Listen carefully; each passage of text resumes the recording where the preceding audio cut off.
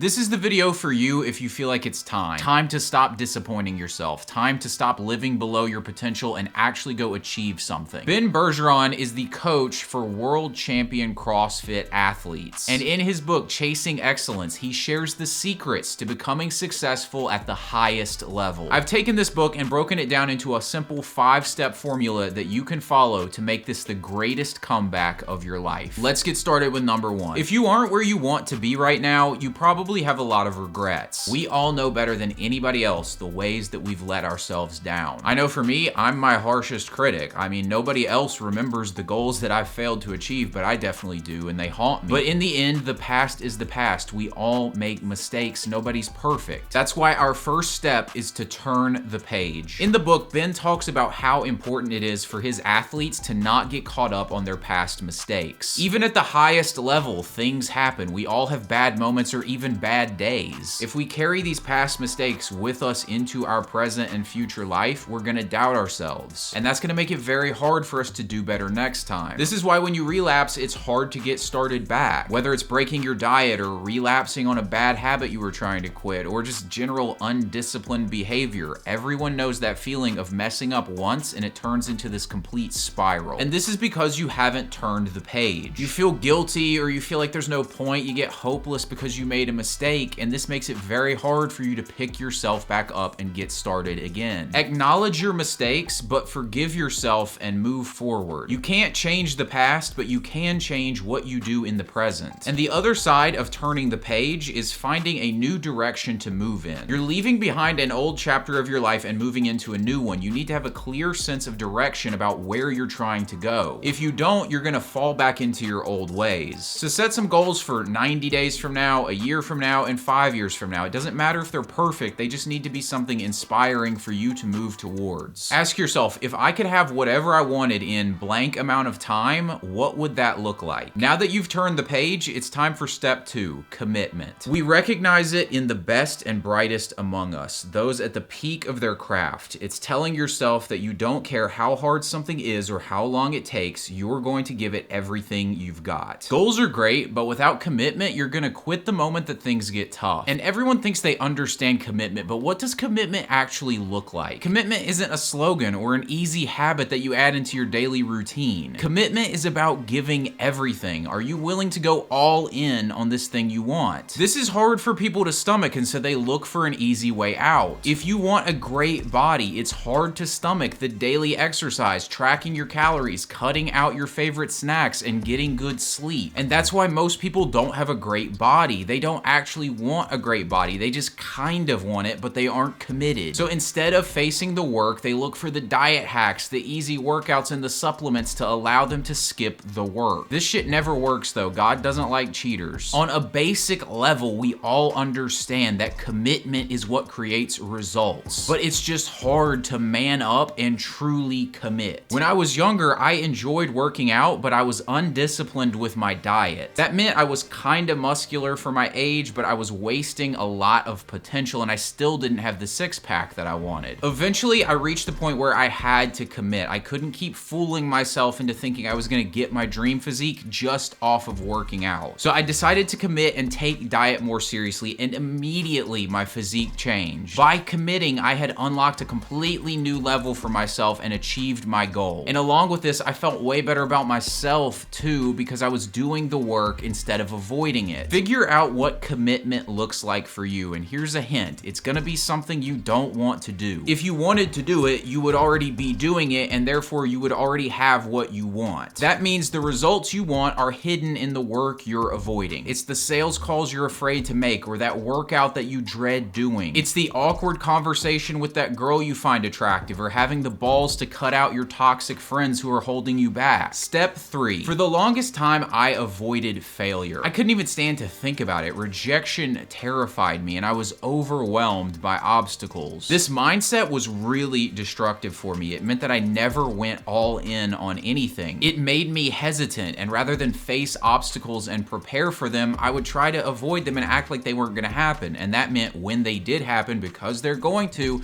they would destroy me. It wasn't until I really started to understand that challenges are a part of the process that I was able to change my mindset and start getting better results. I realized realized that the point of life wasn't to avoid obstacles, it was to become strong enough to overcome them. Our third step is to embrace adversity. The return flight from the Aromas adventure was delayed by 3 hours last night, preventing any of the athletes from getting to bed until well after midnight. This morning, they were up again before 5:30 to prep for the early swim event. 3 events, 2 flights, hours of delays, no sleep, compete again. I'm psyched. The games could not be off to a better start. This is the mentality of a champion, thriving in the face of adversity while others crumble. There is no getting around challenges in life, so rather than trying to avoid them, you should ask yourself, what is the best mindset that I could have to handle adversity? And the answer is obvious. You want a mindset that sees adversity as an opportunity to prove yourself. It's not a punishment from the gods, it's a blessing. Without suffering, there is no growth. A couple years ago, I quit my job and moved across the country to Houston, Texas to start an online fitness coaching business. This was a dream of mine and things were looking good early on, but about 5 months into this adventure, I ran into some problems. I was staying in an Airbnb and I had 1 day left on my rent, and before then, I needed to make some more money so I could rent the next place I was going to be staying at. If I didn't, I was going to be homeless. I had 2 clients planning to pay me a combined $3,500 that day, and I was going to take this money and I was going to be able to get my next place to live, and I was going to barely survive and have enough money to take care of myself. But that same day, both of them canceled, and suddenly I had no money. I was in disbelief. I'm 16 hours from home and I'm flat broke, and now suddenly homeless. So I slept in my car the first night, and then the next month and a half, I lived in my friend's garage. It was the middle of summer in Houston, Texas, so it's boiling hot, like 82 degrees at night, which makes it really hard to sleep. On top of that, the cot that I was sleeping on had this metal bar going down the middle of it, so I was just laying on that all night. The floor was covered in roaches. I mean, it was quite the scene. But something inside of me came out in this moment. I didn't give up. In fact, I became bolder. I rose to the occasion, trained harder in the gym, and I found the new clients that made me enough money, and I was able to buy a new place to live and move out of the garage. It was a painful experience, and I never want to go through it again, but honestly, I look back on it and it's one of the best times of my life. It's one of the best stories I have, and the reason is because I can look back on it and realize that I overcame a really difficult challenge, and that's something I can be proud of. Life isn't about easy wins, it's about overcoming adversity. And this is a good mindset to have because it means that success is within your control. It's not about getting some sort of outcome, it's about looking at the shit situation that's right in front of you and saying, how can I handle this with honor? Your goal, regardless of what you have to do in your life, whatever adversity you're up against, is to be able to look back on your life someday and be proud of how you handled yourself. If you do this, the results will eventually take care of themselves. Step 4, positivity. Negativity is immensely detrimental to performance. When you're in a negative mindset, you're slower and less precise. Positivity, by contrast, is directly linked to improved performance. It doesn't matter what the task or profession is. You could be an athlete, a surgeon, a professional typist,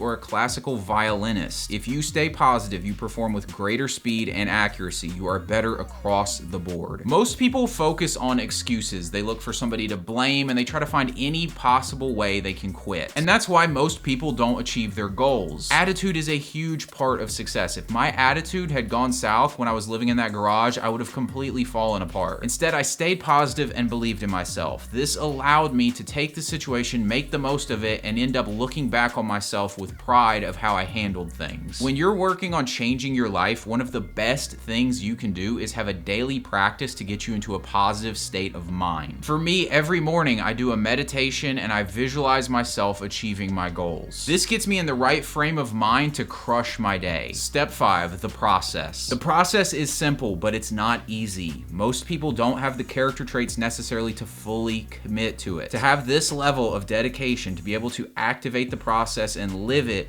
you have to have the right character traits. That's why when I coach my athletes, I start by developing the human being first. I have to build a high level of resiliency, patience, dedication, humility, and hunger. Once those traits are developed, we can start to follow the process. When the character and process are both in place, the results will take care of themselves. One thing I've always been successful at in my life has been with my health, and the reason for that is because I've always loved the process. I don't think I've missed a workout in 10 years unless I was just deathly sick. I've worked out with a cast on my leg, dislocated fingers, and a broken toe before. For me, the goals are really just for fun. What I love is the process, getting in the gym and getting after it. The results just come as a byproduct of this. Now, you might be thinking, great, well, I hate working out, so I can't love the process the way that you do. Well, the good news for you is you can learn to love the process by changing your mindset. Although I love working out, one thing I really don't love doing is creating YouTube videos. And you might think that's weird since I run a YouTube channel, but the thing that I've always loved about YouTube was the outcome, not the actual process. I always loved uploading a video and watching the views come in, but I hated the process of writing a really good script, editing, finding the right soundtrack and the right B-roll. I loved the outcome, but hated the process. And this meant I was kinda lazy. I would settle for good enough instead of making the video as good as possible, and I would feel entitled to results without putting in the work. My focus on the outcome meant that the product wasn't very good, and therefore the results weren't that great. I realized with this YouTube thing, if I want to succeed at it, I needed to change my mindset from outcome-oriented to process-oriented. So I started teaching myself to love the work. Rather than feeling proud of myself for the amount of views I got, I taught myself to feel proud of myself for doing my absolute best. And now at this point, sure, I love getting a lot of views, but the thing that I really enjoy